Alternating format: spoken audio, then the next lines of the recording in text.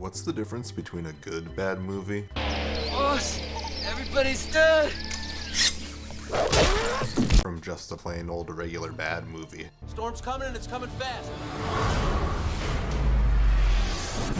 What is it that makes the good bad movies fun to watch? He turned the killer loose on themselves. Well, you're in luck, because I have the answer. I've invented 4 rules to identify good bad movies with 100% accuracy. It's me, so dunk.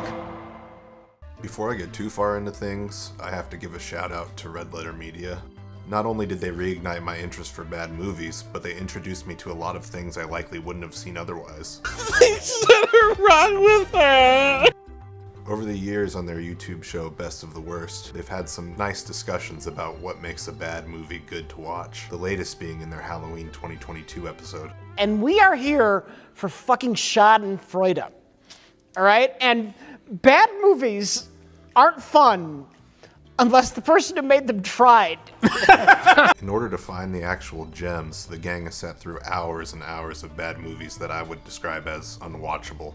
Red Letter Media, I salute you. Now let's get back to the good bad movies. Rule 1. The filmmaker is genuinely trying to make a good movie. As Rich Evans previously explained, no one likes a movie that was made bad on purpose. These are the worst kinds of bad movies. The Asylum might be the best example of this. You might know them from the Sharknado series, a bad movie made bad on purpose. The shark in a tornado, isn't that wacky? The other thing The Asylum does really well besides making very bad movies is tricking your parents into buying the wrong movie. Now which one did Billy want again? Let's check out a movie that actually follows Rule 1. The Room may be one of the most popular bad movies of all time. It was my introduction to midnight movies and bad movies in general. The director, Tommy Wiseau, is obviously very passionate about the film, and it shows.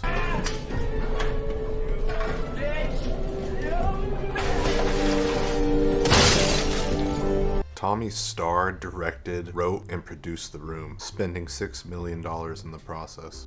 The Room has become one of the most loved good bad movies of all time, partly because it's become an institution as a midnight movie, much like the Rocky Horror Picture Show. The Room has made $30 million since its release in 2003. The making of the movie even inspired a major motion picture starring James Franco. I did not hit her. It's not true. It's bullshit. I did not hit her. I did not.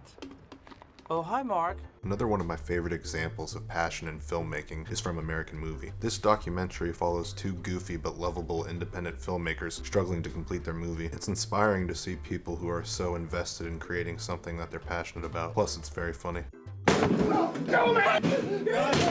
Oh, dude.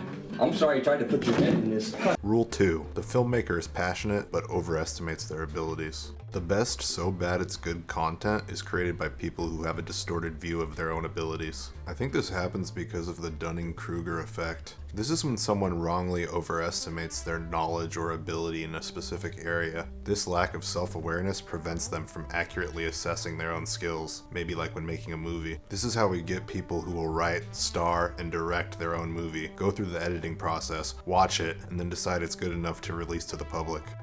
Get Even, aka Road to Revenge, aka Champagne and Bullets, is a great example of this.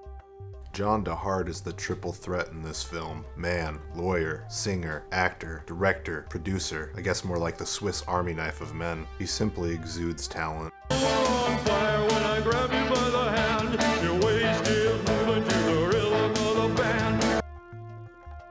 On the other side of the spectrum are those who just don't know any better. They want to make a movie, they have no idea what they're doing, but they're trying their best. Ben and Arthur is one of those movies. Known as the worst gay movie of all time, it follows 2 men who are trying to get married. It's obvious when watching the movie that the filmmaker had little to no experience with set design, lighting, filming, editing, sound, acting, writing. It's great. Now, let's see your penis. Although the filmmaker is in over his head and the movie is terribly made, you can tell that they're passionate. Fuck it another 2 years, Ben! This is ignorance and completely unfair! That brings me to rule number 3. The movie is poorly made, but it's not hard to watch. Maybe it's shooting in a windstorm and not closing the window, or shooting day for night, or leaving several shots in the movie where your actor's wig falls completely off of his head. How about some masterful sound design? How you doing? I'm your new next door neighbor. I thought I'd introduce myself. While the technical decision should be baffling, the movie should still be easy on the eyes. No one wants to watch a 240p YouTube video of an independent movie that aired on public access in 1987. And now we're to our final rule. Rule 4. Things happen. Also, you should be confused but entertained. This is because good bad movies are usually confusing. When you're watching a good bad movie, you should be asking yourself, why would the filmmaker do that? What was the reasoning behind that decision? Did a human being write the script? These are the types of things that keep me engaged as a viewer.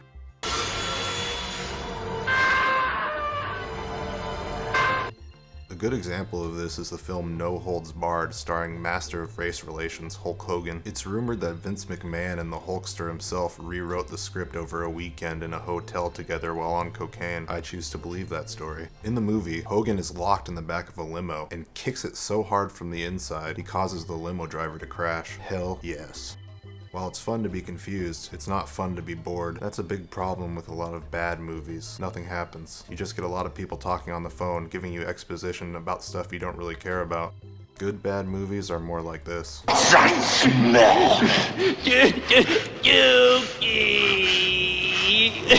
So there's that, my scientifically proven rules that make a bad movie fun to watch. Disagree? Pound off in the comment. Stay stupid.